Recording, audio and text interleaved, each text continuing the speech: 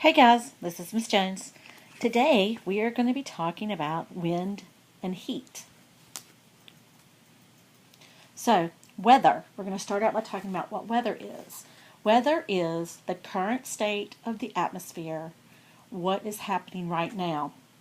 So, a lot of people think weather is, the rain is coming down or it's really hot, but it's actually not. It's actually what's happening right this second. So when you look outside and you say it's 70 degrees outside, then that is what weather is. It's what's happening right now.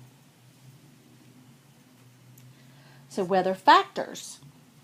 So weather factors are, we've got the weather, which is the state of the atmosphere at a specific time and place. Okay? So then you've got convection. So you're going to hear a lot, and we heard some information about it in our atmosphere about convection, convection currents. You're going to hear a lot about that through weather because it is causing through weather. So it's the main process that moves heat to the atmosphere and to the ocean is the convection transfer. So the convection transfer is the transfer of heat in liquids and gas. It moves heat through atmosphere and oceans. So the average motion of molecule is what we were talking about when we were talking about convection. So when the temperature is up, the movement of the molecules goes up and you feel really hot. So like when you're hot and sticky, that means that the temperature is high, right? And the movement of those molecules is high. So you feel hot. Now when the temperature goes down and we get cold, the movement of the molecules go down, so we feel really cold. So that's when we want to cuddle and get all nice and cozy. So that temperature is the average motion of the molecules. Just remember that. Okay, so the convection currents, which is what we were talking about earlier, is where the warm air expanding or rising air leaves behind a low pressure. So when you have warm air expanding or rising, then you have an area of low pressure when you're talking about weather. So when you have cold air, you have sinking air, so it leaves an area of high pressure. So that's what it's talking about is the convection currents. When you have a low pressure and a high pressure, the low pressure is talking about the warm air and the high pressure is talking about the cold air. So the next thing we're going to talk about is wind movement. So we have an uneven heating of the Earth's surface, which causes some areas to be warmer than others. Okay, so as we know, warm air always follows cold to share its warmth. When this happens in the atmosphere, wind happens. So when you have an uneven heating of the Earth's surface, so when your layers are unheated, it causes some areas to be warmer. So like at the beach, there's uneven heating of the Earth's surface because you have the beach where you have the sand and then you have the inland. Then as your warm air always follows cold air. So every time we have a cold front, we always have a warm front coming because it has to share its warmth. When this happens, the atmosphere and wind starts coming. So when you have cold air, when you have warm and it follows cold, you're going to have a lot of wind. The equator, which is in the middle of the Earth or middle of the globe, is warm. That's in the middle, and then your poles are cold. So your warm is in the middle, and your poles, which are North Pole, Antarctica, they're cold. So wind basics. So wind is caused by a difference in air pressure. So when you talk about wind, you're talking about a difference in the release of air pressure, as we talked about that in our previous unit.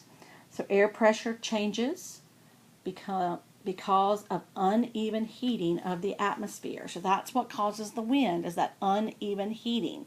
So it will cause the wind to come. So winds are measured by direction and speed. So when you hear the weatherman or someone say, the winds are 20 miles per hour east. So that means they're going at a speed of 20 miles an hour and they're going east. So you know how winds sometimes can go back and forth. So an anemometer is the tool that we use to measure this. The wind chill is cooling that the wind causes. So wind chill, when it starts to cool, when it goes up, this causes wind. Okay, so local winds occur over small areas. So this is going to be a little confusing when we talk about local winds and land breezes, so kind of listen carefully and get it in your notes correctly. So local winds occur over small areas. Remember that, small areas. So when the land cools and heats faster than the ocean, because water holds heat longer than land, and it takes longer to heat and cool. So remember, your land's going to cool and heat faster than your ocean water. So that's how you get that really nice sea breeze.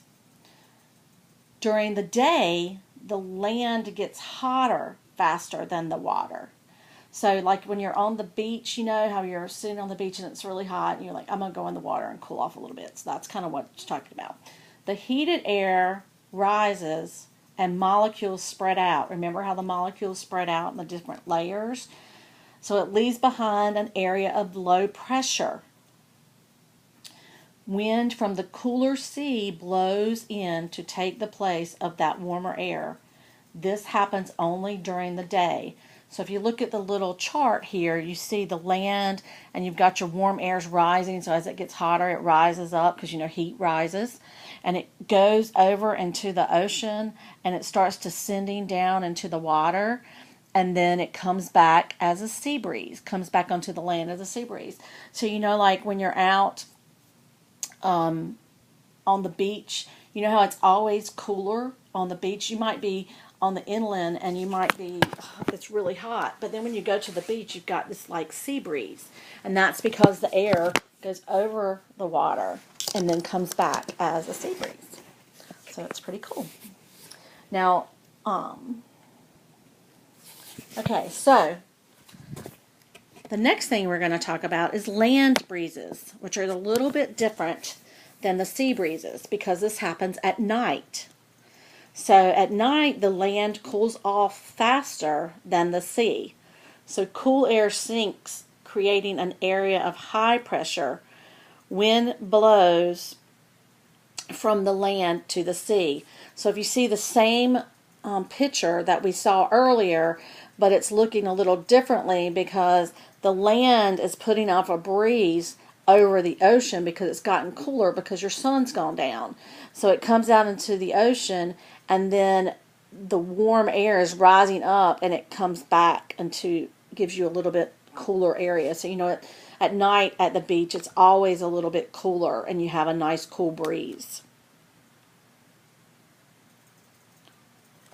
So the next thing we're going to talk about, which deals with the different types of breezes, talks about how it actually works, is pressure gradient. So when land is hotter than water, the heat rises and wind from the sea replaces the warm air. This creates a pressure gradient. Okay, so from sea to land, the wind moves from high pressure to low pressure. So when you go from sea to land, it goes from high pressure to low pressure. The lower the pressure, the higher the gradient. So wind speeds depend on the gradient. So a high gradient creates strong winds. A low gradient creates the weak winds. So the force that provides the strength for wind to blow is the pressure gradient force.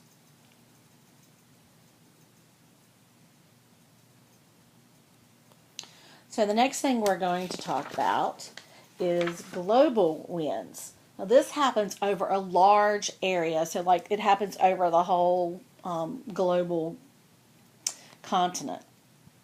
Not continent, excuse me, the whole global atmosphere. So you have wind belts. You have two different kinds of wind belts that we're going to talk about: horse latitudes and jet streams. So horse latitudes are 30 degrees north and south of the equator. They're very calm winds and they're areas of falling air. So in the deserts and stuff areas, this is where the world's deserts, they have the horse latitudes. So you have, these are close to the equator because you don't get a lot of wind. So they're very calm. If you do have winds, they're very calm and very low. So then you have the jet streams, which are 10 kilometers in the upper troposphere. They blow from west to east. The narrow zone of strong winds. So it's a very narrow zone of strong winds. So the jet streams actually carry the flying jets. Also, remember, it's from west to east. A jet stream always goes from west to east. So then we're going to talk about the trade winds. So they are easterly winds, okay? Easterly winds that blow from the horse latitudes to the equator. So they blow from the equators, from the equators. Now we're going to talk about the doldrums, okay? The doldrums is the area of the equator where there's little to no wind. These calm areas have rising air. So a lot of times when people would be sailing and they would come over a doldrum, an area around the equator where there's no wind, they had to like put their sails up to try to get their ships moving. And if they had a lot of what's the word I'm looking for? A lot of luggage, not luggage is not the word, but a lot of stuff on their boat, they had to throw it overboard to get them to get the wind going. So some of them, for the horse latitudes, actually threw their horses over to get their ships or boats moving. So that's how it got called the horse latitude. Okay, so this is just a picture of the way the winds show up and how they blow and where the horse latitudes and the equator doldrums are. So if you notice at the tops and the bottoms, you have your easterly winds. You have your polar fronts where the warm air rises and it's low pressure. So you kind of see in the middle you have your westerly winds. So which is right here and right here. So those are your horse latitudes. That's where your air descends and you have high pressure. So then you have your trade winds in the middle, here and here. And those are where your warm air rises on your low pressure. So, excuse me, that's at the equator. Sorry about that. But I'm going to erase these so you can see these because you'll need to use this chart later on. So if you'll see the way this looks, it tells you your 30, 60, and 90 degrees, so you'll see all that. Now I believe in your notes you have to label this information. So I'm going to leave it here for just a few seconds and let you label it.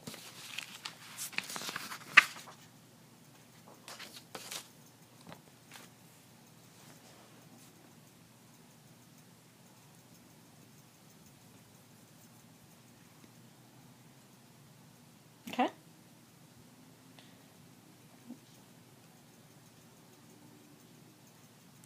Sorry. Okay.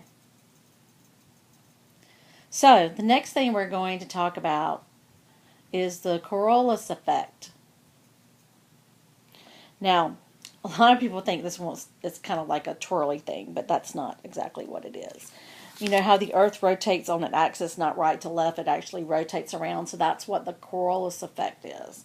So it's the way the Earth makes wind blow in a curved manner because of rotation, right to left rather than up and down. So all the wind blows from right to left. It never blows up and down. This causes winds to blow toward the right in the northern hemisphere and to the left in the southern hemisphere. So that's probably something important to know. It's responsible for the rotation in the hurricane. So the hurricane we just had, Florence, her rotation was caused by the Coriolis effect.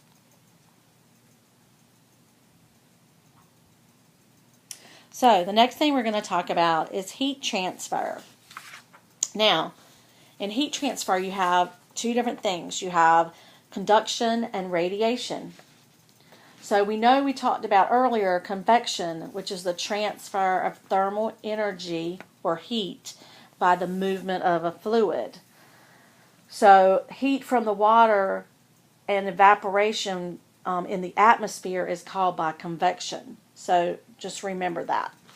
So conduction is the direct transfer of thermal energy, which is heat, from one substance to another substance that is touching. So if you see over here in the picture that I'm showing you, the guy with the gloves for the conduction, he has a glove on holding the hot poker, and he is actually touching the heat. He's transferring the heat to an object, so it's touching. Then you have radiation, which is the direct transfer of thermal energy or heat by electromagnetic waves. So like when you stand in front of a fire to get your hands warm, the actual wave, the electromagnetic waves from the fire are heating you up, whereas you're not, because you don't want to touch fire because you'll get burned. Okay, so that is all I have for heat and wind for right now. If you have any questions, come see me in class, or we will talk about it a little bit later. Thanks.